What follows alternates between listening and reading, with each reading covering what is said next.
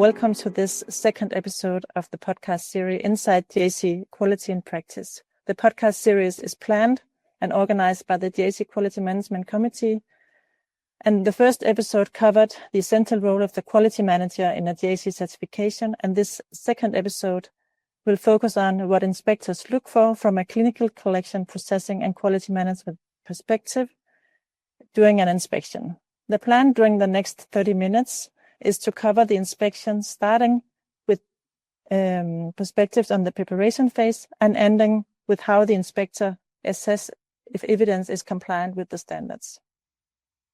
My name is Lea Brandt Kristensen, and I'm Quality Manager Inspector and work as a quality manager at the Aarhus University Hospital at the Stem Cell Transplantation Unit. I'm hosting this roundtable style podcast where we have invited 4 experienced inspectors, one from each discipline, and they will share their perspectives on the inspection process, what they look for, and how they evaluate compliance. The guest speakers in this podcast is Lea Brandt, and you are a quality manager, quality inspector, and work as a quality manager at the University Hospital of Ghent in Belgium, and you will contribute with the clinical perspectives from inspections.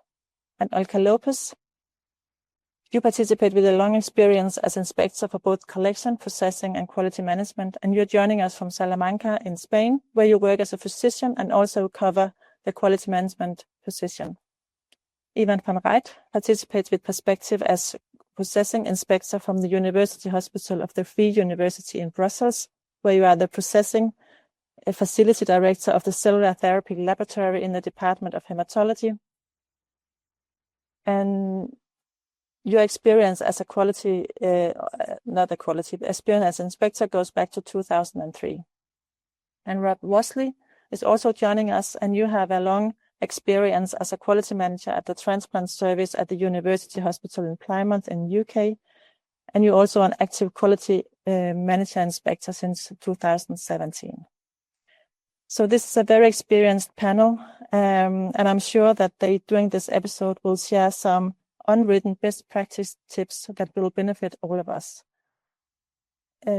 So when you start as a center to prepare for an inspection, SharePoint is a very important tool because this is where you upload the documents, and this is where JACIE check if the document is aligned with the standards, and also when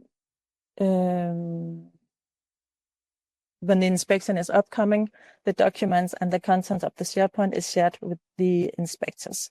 So this is the inspector's first impression of a center. And it's also a working tool for the inspectors. So this is why I'm wondering what you think, Evie. What do you look for in SharePoint when you prepare for an inspection? Thank you, Lea, for the nice introduction.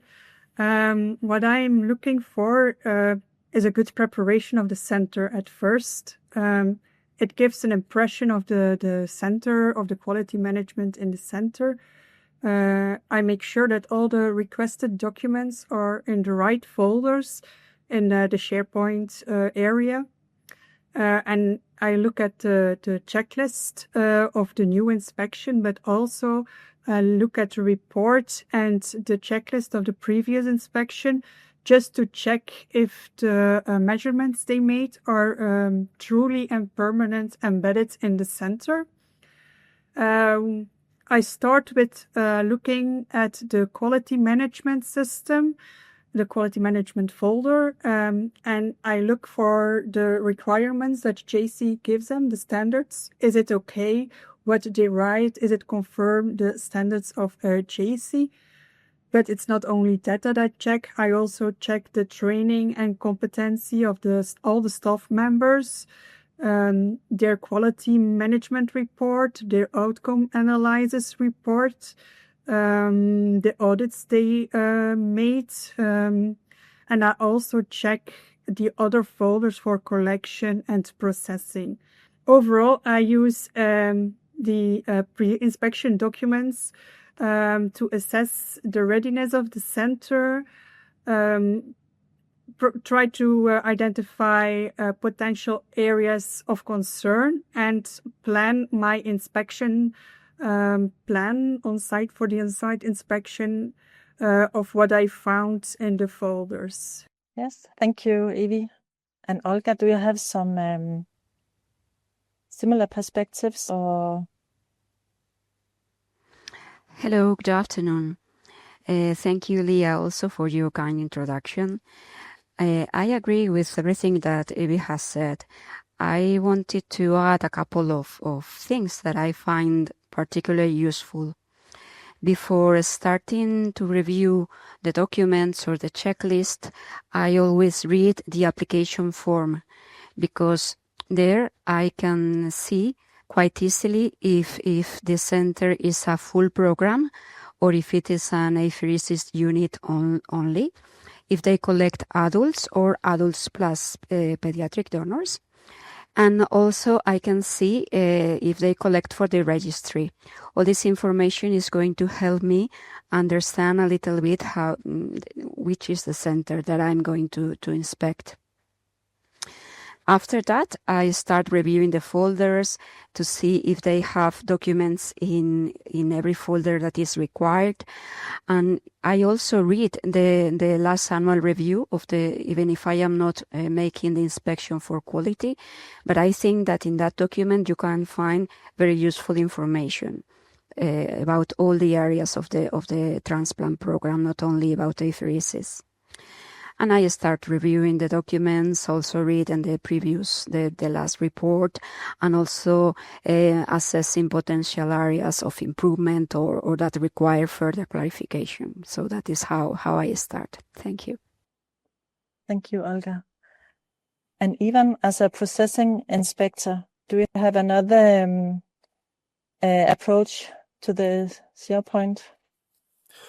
Well, thank you, first of all, Lea, indeed, for the kind introduction. I can just underline what my two colleagues already have told you. I think it's very important to take enough time as an inspector to look at the pre-inspection documentation. So I try to start with it in time so that I can go through all the maps in advance, to have the general information about the site, and also the CVs and the training certificates. It's also important, I think, in that stage already to look at the required licenses and certificates from the competent authorities, where some questions might arise, and you can ask them, of course, when you're on site, to clarify what is indeed with those licenses in terms of dating and expiry dates. Not what it should be normally. I also look, although I'm a processing lab inspector, I also look carefully at the quality management plan, examples of quality meeting reports, because they give a good impression, or can give a good impression about also the way quality is measured and how it is communicated within the team. And also looking at the third-party agreements and the audit plans is something that I try to do carefully already in advance, together with looking at the SOP list and the required SOPs, so the SOPs that should be part of the pre-inspection documentation as JACIE asked this. And then at last, of course, also looking carefully at the labels. Because by looking at the labels, you can gain a lot of time by doing this in advance, so that you can spend that time then for other things to look at during the inspection itself. Thank you very much. And Rob, you're the quality manager inspector, and I can hear the other inspectors also look at the quality management part. So it's interesting to hear how you prepare for an inspection. Thank you, Lea, and thank you for your kind introduction. I echo everything my colleagues have said.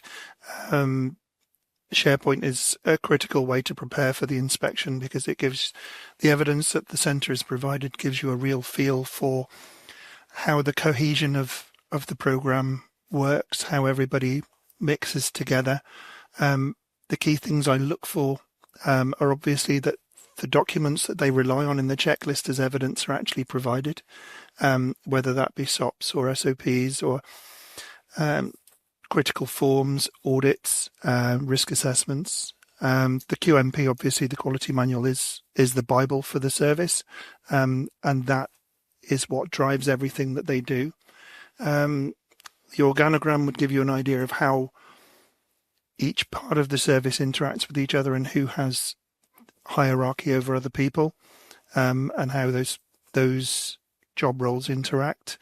And in my current role in my job, I am responsible to the competent authority, so I'm always interested in the license for the competent authority at a centre to see whether their interaction with that competent authority is similar to the one that I have. So there are lots of different documents that we think of every day as, oh, that's just something we have to do, but an inspector will look at those in a slightly different way to see whether A, they comply with the standards, but B, whether they tell the whole story of what you're doing as a centre. But now we have heard how you prepare for an inspection. But Evie, do you find some cases that is often missing when you prepare for an inspection? Some additional documents you always have to request when you prepare?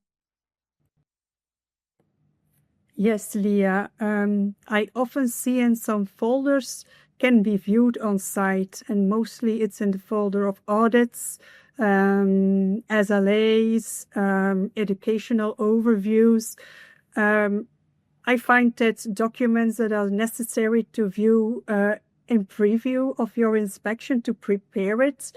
These are very important documents. And I think they should always be in the SharePoint, because I always ask them in front, give me an audit, give me a risk assessment, show me an SLA, but also their emergency plans, their backup plans. I find it crucial information to have in front. What I always ask for is a validation plan, the last validation plan that they did. If they are towing in the clinic, then I ask the validation of their towing machine, their water bath. But also I ask for the SOP about traceability, chain of custody, chain of identity, and their outcome criteria. I find it crucial to have them. And it's also good to check their outcome data and their outcome review if you have some of the documents in front of you. Thank you, Evie. And then I'm wondering, Olga, if you have some the same issues you miss when you prepare for an inspection, or do you Yes, mostly documents when you start the preparation? Yes, I agree with Evie. I also have to ask for audits and for trainings. But surprisingly, when I inspect apheresis, quite a number of times I have to ask them to send the collection SOP, because they haven't even sent that. So it's surprising, but it happens. And quite often also the validations, I have to ask them because I prefer to see them in advance.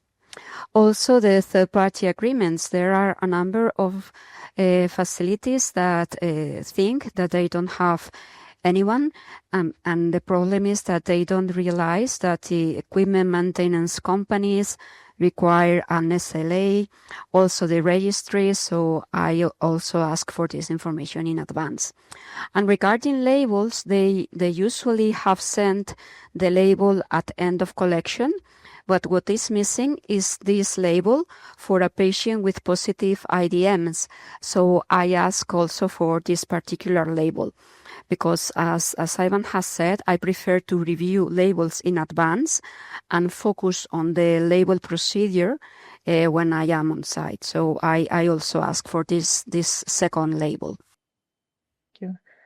And even as a processing inspector, do you have some other points of view for the missing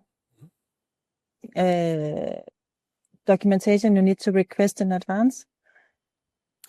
Well, I have to say, in my experience, the documentation that is required is mostly not missing. What I noticed is that there is sometimes a gap between the moment that the centers have to submit their pre-inspection documentation and then the final moment that the inspection should take place, including the review of the pre-inspection documentation. Sometimes there is a delay in the inspection, and that can lead to the situation that some documents have expired at the moment that you have to review them. What I do in that case is to ask for the latest version, because that gives you also already an indication how regular revision and approval of procedures like SOPs is ongoing in the center, and whether this is compliant with the standard about that. About specific examples of, for example, validation report or a surface level agreement. Sometimes centers just put in the map one single example, and when you are not convinced that that example is completely written according to how it should be done, according to the standards, I can ask at that moment for some additional examples to look at. And then the last thing that I ask sometimes in advance, in some centers, in fact, a lot of standards are written down or included in one single SOP, so a major SOP, of which the number is coming back quite regularly in the checklist. And these are, of course, very valuable SOPs to look at in advance, because by reading one document, you can immediately check with a lot of standards whether there is compliance or not. So these are also type of documents that I ask in advance, according to other things that have already been told by my colleagues. Lea? So this is 3 very fulfilling answers for this issue. So I'm thinking, Rob, if you have some further comments to this question. Thank you, Lea. Yes, everyone's picked up on some of the things that I always find are a problem, validation records in particular, and also temperature monitoring records and evidence of calibration and servicing of machines, whether that's in the laboratory or whether that's in the collection facility or even in the clinical facility.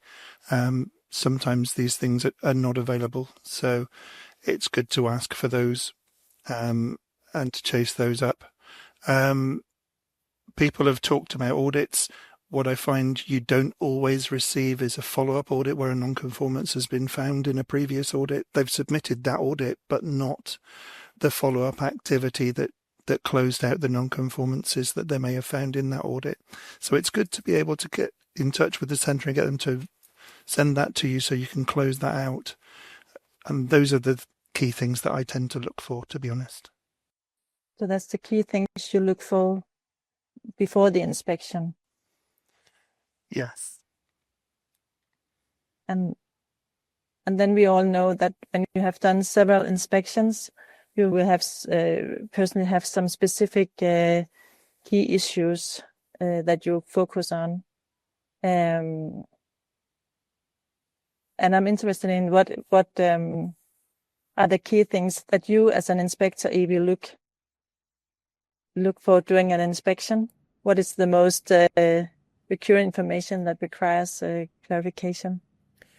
To start with, I like an interview with the program director, especially to view how the interaction between the different components of the program work together, how they interact, how they communicate with each other. That's very useful to start with. When a center applies for an immune effector cell certification, I'd like to speak with the pharmacist, the neurologist, and the intensive care physician but I also want to look at the emergency department and the emergency or the intensive care units, just to see how it is, if it's compliant with what we ask or not, and how they cope with immunocompromised patients. I also have an interview with the cleaning department, because one of the standards I think that are mostly non-compliant is the one with the cleaning documents that must be kept for 3 years. Most of the centers put them away after 1 year. So that's a standard, that's a tricky standard. I always check if they are compliant with.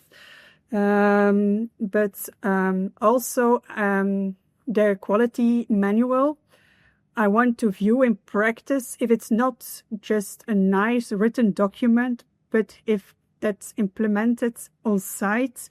And then I look for the internal audits, like the colleagues already said, document control. I ask also at the key persons who must make sure that they read the documents, how it works in practice, and then how they identify risk in their own center, how they monitor the risk and how they cope with it, when do they have some meetings about it, but also critical procedures about adverse events, product handling, and so on. I have to see it in practice. It's always nice to have, for the clinical department, an infusion when you are doing an inspection. Then you can see it in practice how it goes. But also, what I found as a critical step is the donor patients selection and the infusion. Is it traceable? What are saying the subs about it? Is it compared to what's going on in practice? So I talked to the stem cell transplant coordinator to have a view of what their task is, how their opinion is about it. And to answer your second part of your question, it's slightly different and difficult to answer, because for me it depends on the preparation and the completeness of the documents they submitted in the SharePoint. Like I said, the interaction between the different departments at the center, the communication, short communication lines, how they interact together, what type of meetings they have, it's important, and also how they comply with our JACIE standards. That's my point of view, Lea. Yes. Thank you very much for your answer, and I think your answer really gives the impression on how busy an inspector is during an inspection, because you have to have this overview of the whole setup. And Olga, do you have some key issues you also think is missing and you have focus on when you do an inspection? Well, inspectors in general, we all know that the first thing we have to review is if what is written on the SOPs, it is actually done. So you have to check that. In apheresis, we have the donor, autologous or allogenic donor, and we have the product. So the first thing we have to see clearly is the circuit of the donor and the circuit of the product, including the chain of identity, the chain of custody. Those things are mandatory for the safety of the procedure. And regarding some difficult points of some centers, the first one that I can think of is the distribution of the product from collection to elsewhere, to processing, to a CAR T-cell company, to the clinical unit. This distribution is not often so well detailed, particularly when the product does not fulfill all the releasing criteria. In those cases, most units doesn't have a clear answer of how to proceed. Another point that I think it's difficult in some cases is to find a risk assessment analysis of the parameters that can affect the collection or the storage. Most units measure temperature, but they don't know why. So the risk assessment is missing, and that is a standard that is usually partially or even non-compliant. Also, the interaction among the three units. Sometimes they have the meetings, but it is only with one person or with two persons. So all this staff is not informed about the outcome analysis of what they are doing or about the controls of the product. So they have some partial information of what is done in other units. So I think that is the most things that usually require clarification.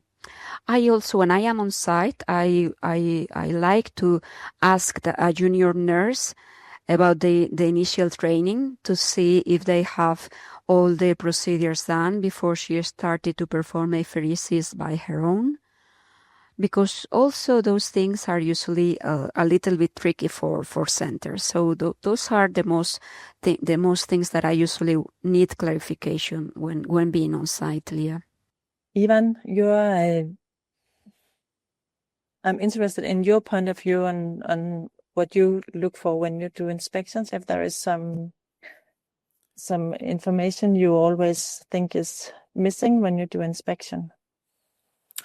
Well, I have to say, besides the pre-inspection documentation we already mentioned, I get in practice a lot of information from the review of cell product records, what I do always on site. So at the start of an inspection, I immediately ask to the person involved, that's mostly the quality manager, to provide me, in fact, a few example cell product records that have to reflect all the activities that are actually in the processing laboratory done.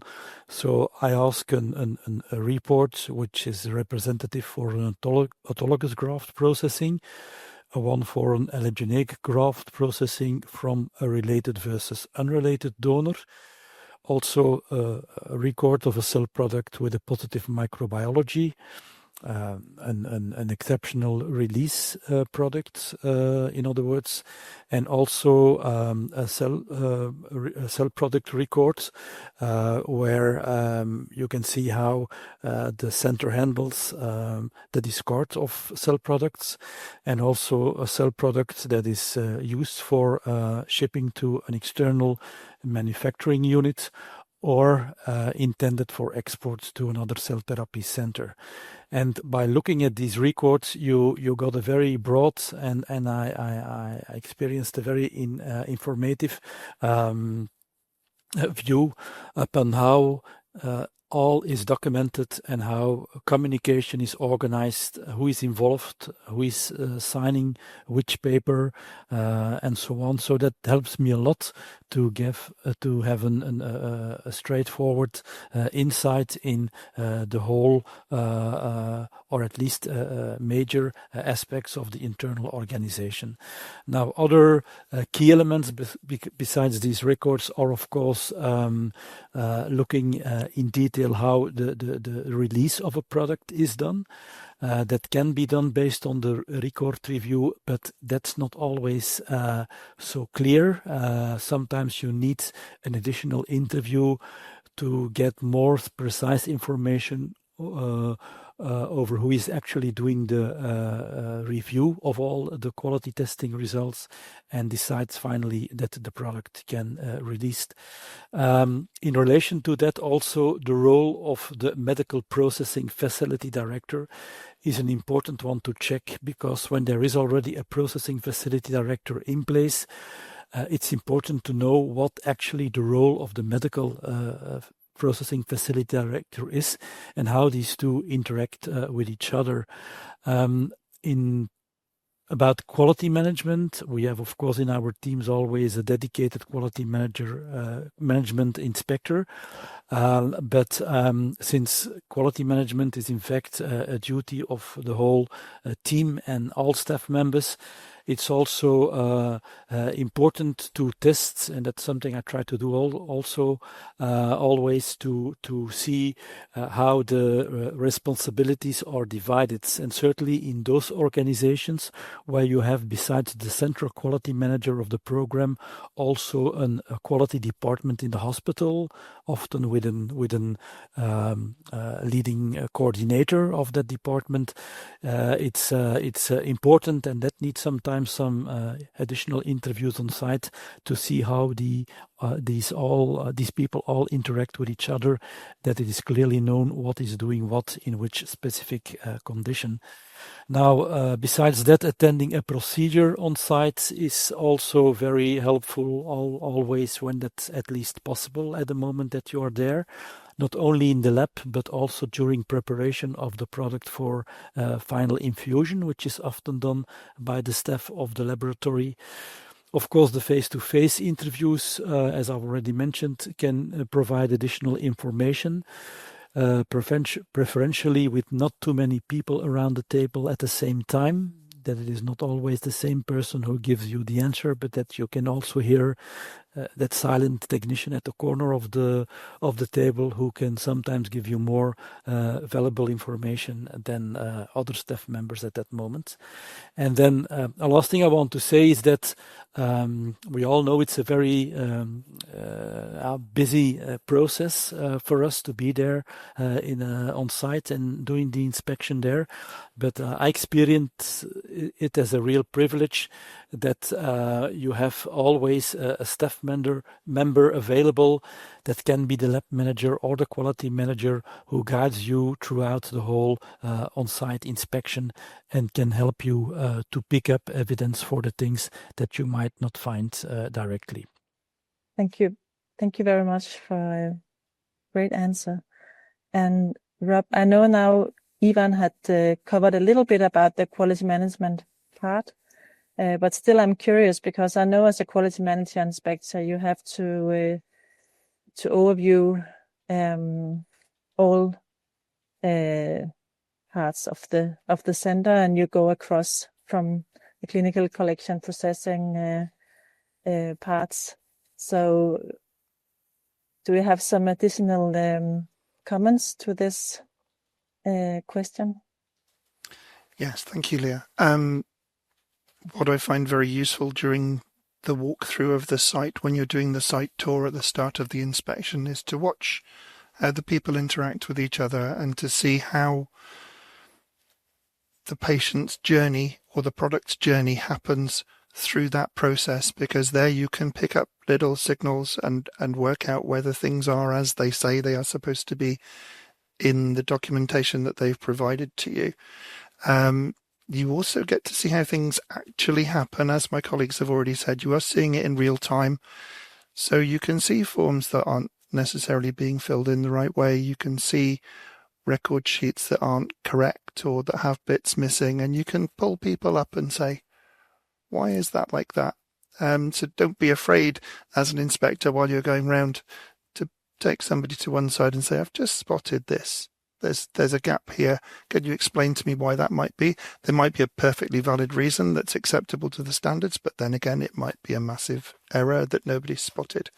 So you're not there to tell people off. You're there to say to people, why is it like that? How can we make it better? Or is there something that you're doing that we didn't realize, so that we can learn from that together and so that they can improve their service?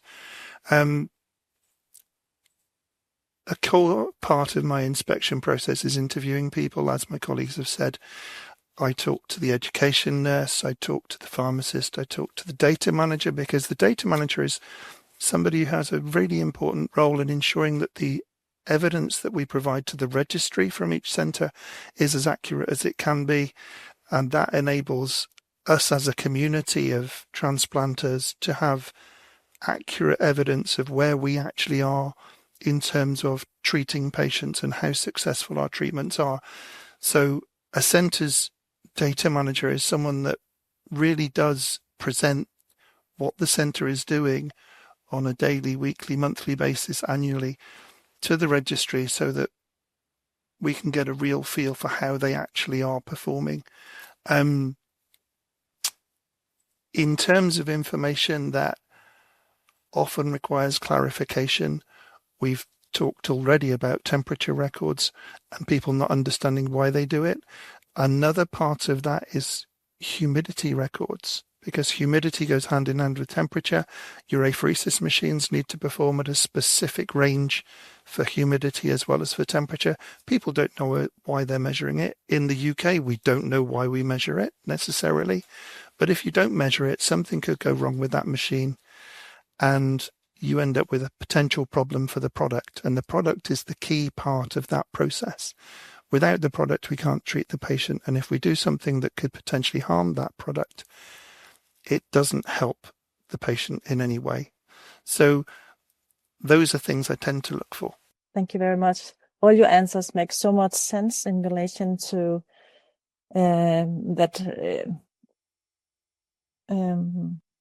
that we as inspectors are experienced and dedicated. And now we have imagined that we have walked down the center and we have interviewed the staff, and we have checked the documents. And then do you have some good advice on how the centers can present evidence in a way that makes it easier for you to overview if the evidence is compliant with the standards? Evie? Yeah, it's a good question. Thank you, Lea. I think we have to look at the whole picture, the pre-inspection documents, what you see and what you notice during the on-site inspection, the conversation you have with a different person and what you're answering to our questions. And I think all these elements are crucial in our assessment to decide if a center is compliant to a standard or not.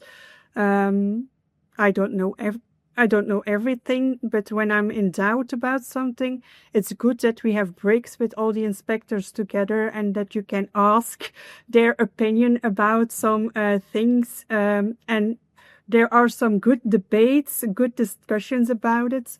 But also, the JACIE office is always helpful when you are in doubt with something, even if you are making your report or so, or you are looking at the standards and your notes at home, and you are in doubt of something is partially compliant or non-compliant, you can ask them and they give you very good advice about it.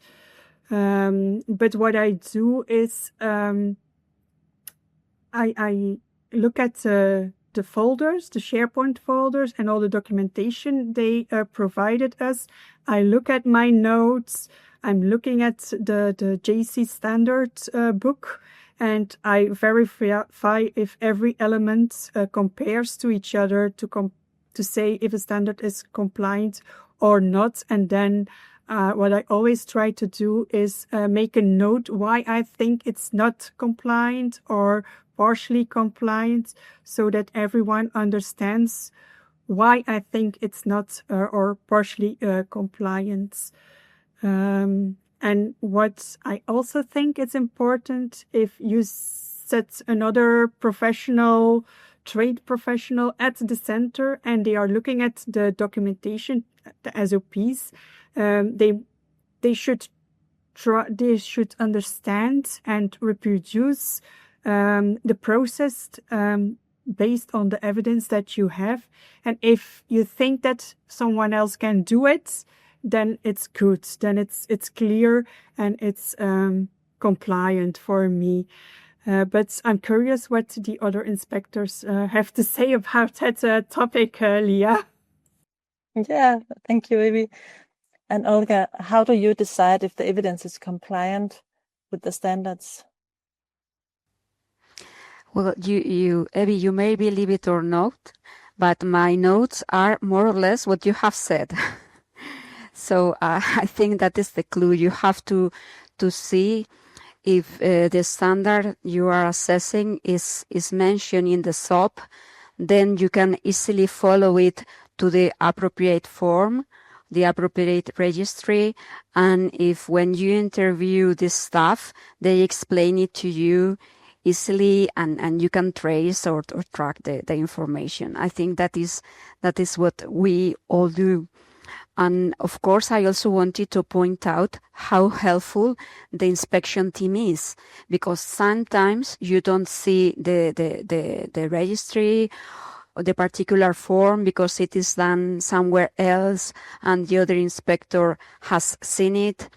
Or if the answer from a person is not clear, but the other inspector has asked someone else. So we all have to share the information in order to complete the checklist. And sometimes the standard is partially compliant or not compliant, and I agree with you, Evie, that you have to explain clearly why. The inspector is going to review that comments months after. The JAC is going to review it, also the center, so it has to be clear. And for that, I think that having all the information and, of course, an agreement among the inspection team, I think that is crucial. So more or less what you have said, Evie. Thank you, Lea. That is all from my part.